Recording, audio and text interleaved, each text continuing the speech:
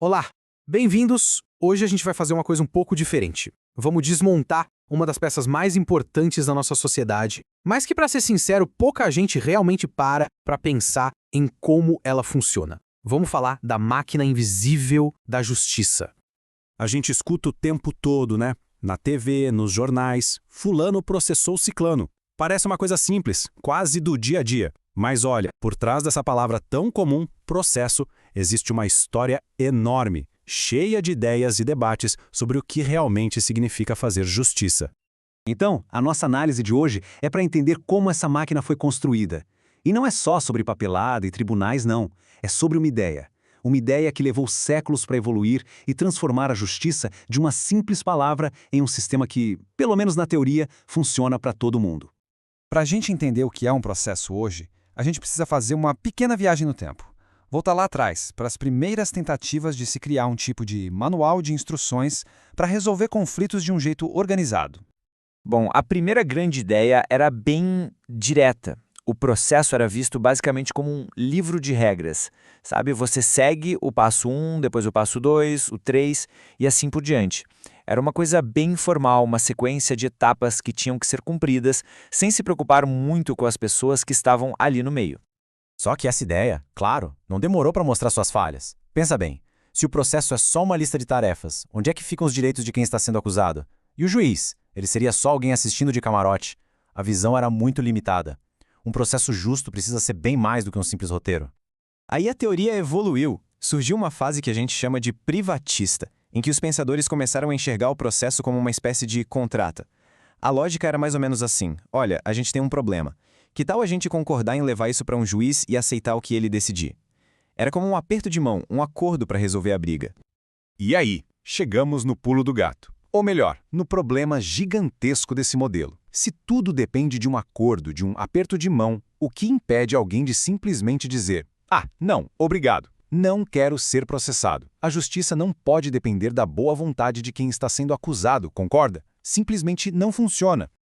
A resposta para essa pergunta provocou uma verdadeira revolução no jeito de pensar o direito. Foi aqui que o processo deixou de ser visto como um acordo particular para se tornar algo muito, muito maior. Uma responsabilidade do Estado.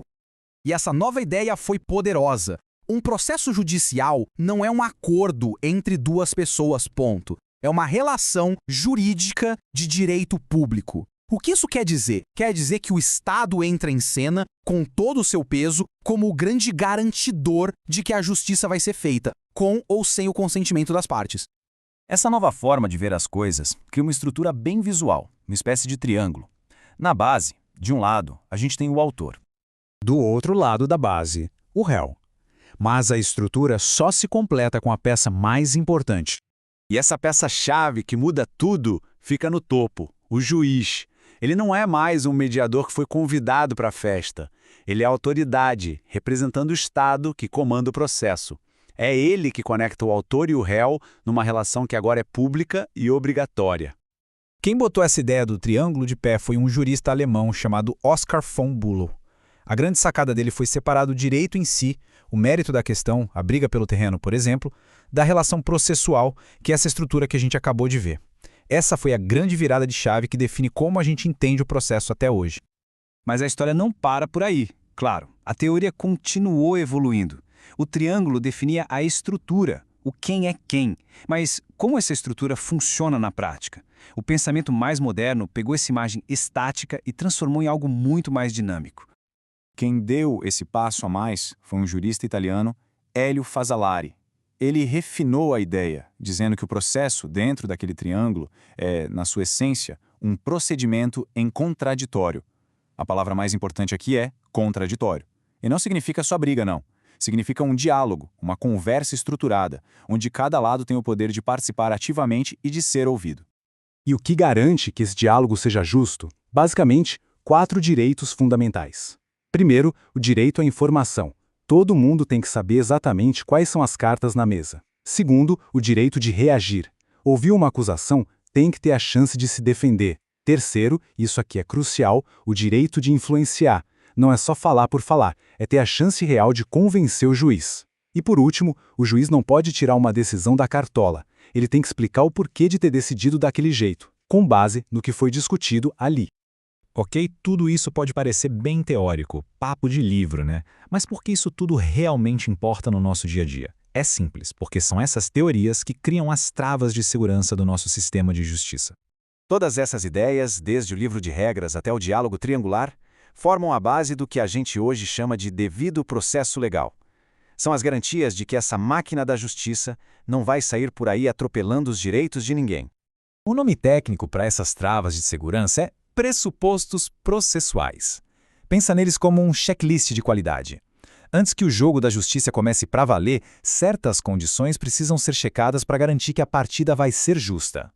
E o que tem nessa lista? Coisas que hoje parecem óbvias, mas que foram construídas com base em toda essa evolução. Por exemplo, é preciso ter um juiz imparcial que não esteja torcendo para nenhum dos lados.